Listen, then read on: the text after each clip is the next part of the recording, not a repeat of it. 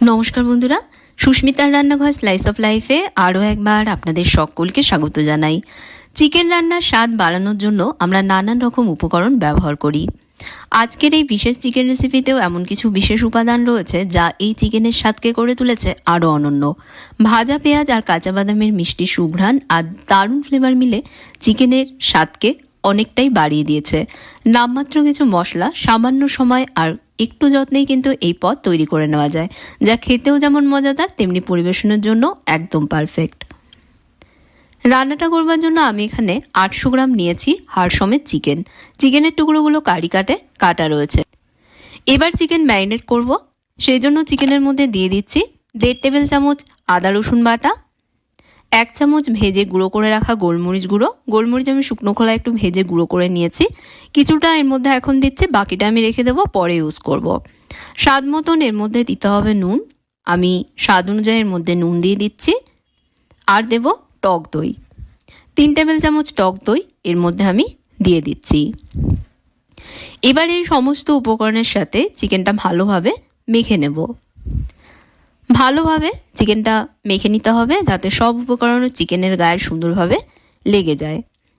Chicken marinate করে নেবার পর বাটিটা আমি আধ ঘন্টার জন্য একটা সাইডে রেস্টে রেখে দেবো। এবার একটা ফ্রাইং প্যানের মধ্যে আমি নিচ্ছি ছোট হাফ বাটি পিনাটস বা কাঁচা বাদাম। বাদামগুলো শুকনো খোলায় একটু ভেজে নেব। ভাজা বাদাম দেখে সুন্দর গন্ধ ছেড়েছে আর বাদামের গায়ে দেখুন হালকা একটু রং ধরেছে। এখন এগুলোকে প্রথমে একটু ঠান্ডা করে নেব, তারপর আধ ভাঙা করে গুঁড়ো করব। এবার একটা কড়াইতে আমি পর্যাপ্ত পরিমাণ তেল গরম করে নিচ্ছি। আমি সর্ষের তেলে রান্নাটা করছি, তবে অন্য কুকিং অয়েলেও করা যাবে। তেলের কাঁচা গন্ধ চলে গিয়ে তেল ভালোভাবে গরম হলে এর মধ্যে দিচ্ছি 3টে মাঝারি মাপের স্লাইস করে কেটে রাখা পেঁয়াজ। এখন পেঁয়াজগুলো ভেজে নেব। পেঁয়াজে গোল্ডেন ব্রাউন কালার না আসা অবধি ভাজতে হবে। আমি হাই আঁচে পেঁয়াজগুলো ভেজে নিচ্ছি।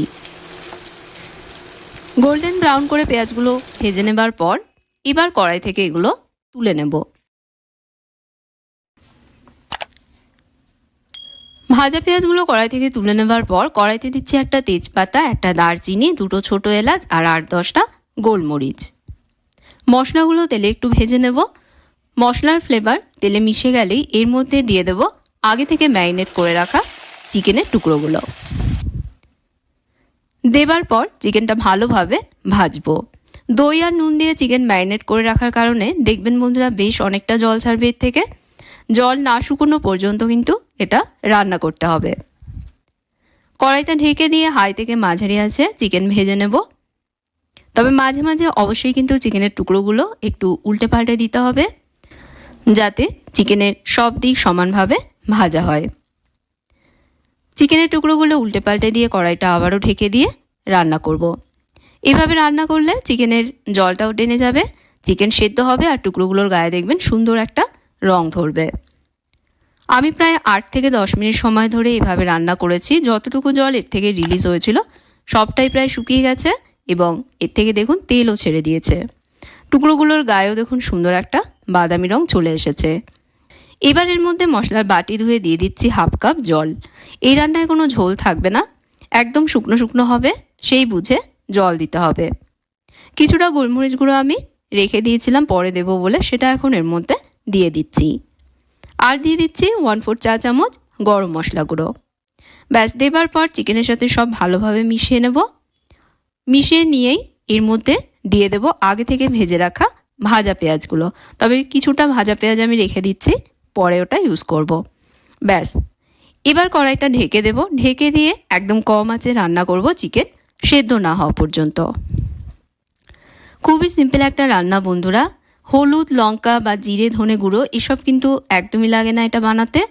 খুব কম মশলায় তৈরি করে নেওয়া যায় আর খেতেও হয় অসাধারণ। আপনারা একবার এভাবে বানিয়ে দেখবেন, কথা দিচ্ছে আপনাদের খুবই ভালো লাগবে। 20 মিনিট ঢাকা দিয়ে আমি রান্না করেছি।